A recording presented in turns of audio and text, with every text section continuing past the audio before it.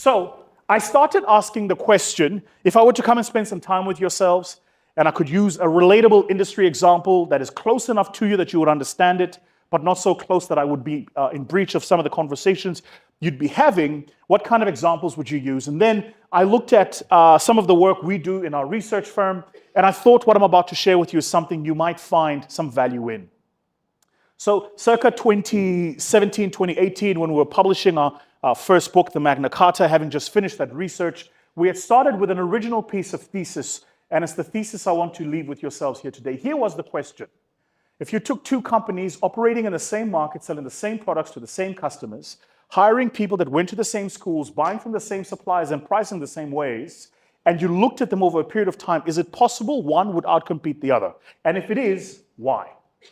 We did this analysis across all kinds of industries. So for instance, I got to spend time with the leadership team at Clicks and compared them with Dis-Chem, got to spend time with Ivan Salzman, the founder of Dis-Chem, and his leadership team.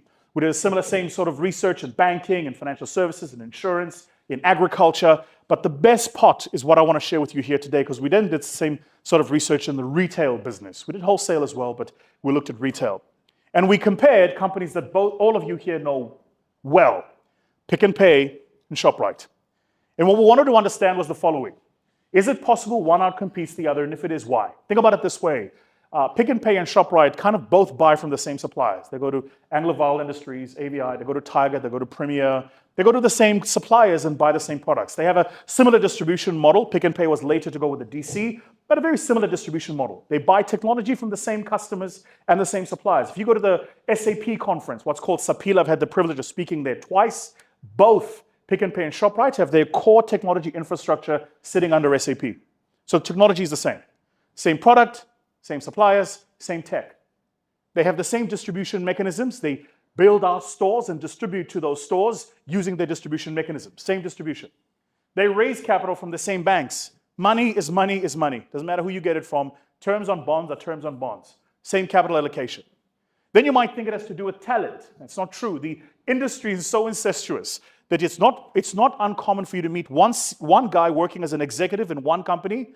Then if you wait 5 years, you go to their competitor, they work there now.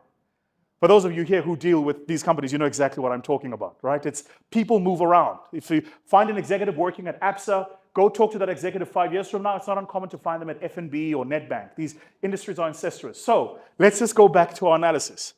Same suppliers, same products, same pricing, capital structure, same distribution, same talent. Isn't this what they teach us in business school are the things that make companies different? So if it isn't this, then why does one company outcompete the other? Now, to my non-believers in the room, because I can still see there are a few, I'm going to show you now my next graph. If this graph doesn't impress you, you can go. I don't care, it's fine. I'm going to show you now my next graph. So what we did here is we looked at revenues over a 10 calendar years, 11 financial years. These are revenues only. I spent years working in wholesale retail. We could do revenue per square meter. We could do margin contribution or contribution margin to head office. We could do rebate income. There are like a whole host of things we could look at. But for the purposes of simplifying our conversation, I thought what we should do is just spend time looking at top line. 11 calendar years, 10 financial years, because that's a long enough time that it's not a blip. You can be lucky for a year or two. You can't be lucky for 10 years. The market adjusts, right? You can be clever for a year or two. You can't be clever for 10 years. Because both of these companies, by the way, it must be said, both of them are listed. So just to be clear, if any one of them changes strategy, by law, they have to publish it in the stock exchange news service, the SENS announcement by the JSE. They have to tell the market that they've changed their strategy. And in the market is their competitors reading the same notice. Could you imagine operating in a business where the stuff you're sharing here, every day if you change strategy, you have to tell your competitors. So strategy, you have no advantage. No advantage on people. Isn't this so cool? It's nice. No, it's very nice. I'm still coming. Don't be impressed yet. And then you'll see we dollarize the numbers. You see there, the numbers are dollarized on both ends. That's just because if I put rands there wasn't enough space for my graph. So we dollarize. We assume a 10 to 1. We assume a 10 to 1 rate. So let's now have a look at the numbers, shall we? As Jay-Z says, the other Jay-Z, not our Jay-Z. He says, men lie, women lie, numbers don't. I always thought it was my professor who taught me finance, but then I listened to a Jay-Z song and he said it first. So check this out. In the year of our Lord 2003, Pick n Pay was a 30 billion rand a year business. Fast forward 10 financial years, 11 calendar, and she grew from 30 billion top line to 64 billion top line. That's a 2.2x growth in 10 years. That's doubling of your business over a period of a decade in a highly competitive, highly saturated market where you have very little strategic competitive advantage. Who here thinks that's a good result? I do. I think it's a good result. I don't know if it's great, but it's good. It's good. By the way, for those of you whose hands are not up, you're either not paying attention or you're lying. And I'll tell you why, because all of you here have money in pensions that are invested in Pick n Pay.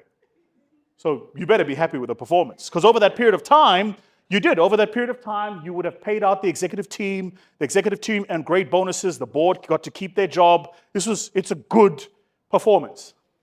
But now let's compare it. Let's look at Shoprite. Not too far from here at Brackenfell.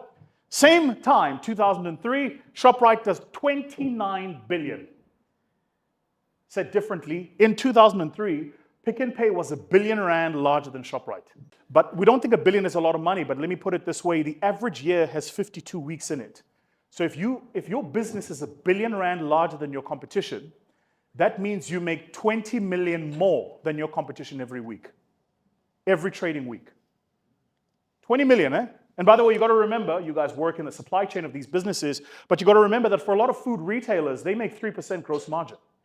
When I was working at Metro, that was our gross margin on food. 3% gross margin on food, 8% gross margin on gen merch. You earn 11% rebate on food and about 7% rebate on gen merch. So 3% gross margin, as you know, means that a customer walks into the shop with a little trolley, they buy stuff for 100 rand. The shopkeeper is making 3 rand profit from 100 rand before rent, salaries, and related expenses. So if I'm R1 billion bigger than you in a 3% gross margin business, do you understand why it might be a little bit difficult for you to catch up? So let's watch what happens. Shoprite grows from 29 billion to 60 in 6 years. Watch what happens next, Gert. They go from 60 to 97 in 3 years. Shoprite added 37 billion rand. I'll say it again. They added 37 billion rand in new income over 3 years. Look at your calendar, 3 years is 36 months. Shoprite added R1 billion in new income every month for 3 years. Can I say what you're all thinking? Forgive me. Fuck. I know, that's what I said. I was like, yo, forget the land. Let's nationalize Shoprite. What are we talking about? By the way, I went and looked. You know, they just recently published their latest financials, eh? Did you know what they made this past year? 258 billion. They're twice the size of this now. 258 billion. I was like, okay, let me think. So, follow me. Shoprite just made 260 billion. That's as near as makes no difference. 280, 144 times 2 is 288. So it's safe to assume Shoprite is making, on average, work with the law of averages here, 20 billion rand a month. Has 4 weeks in a month, that's 5 billion a week. 5 working days in a week, that's $1 billion a day. 10 working hours every day, that's 100 million an hour. 60 minutes every hour, that's 1.66666667 million every single minute.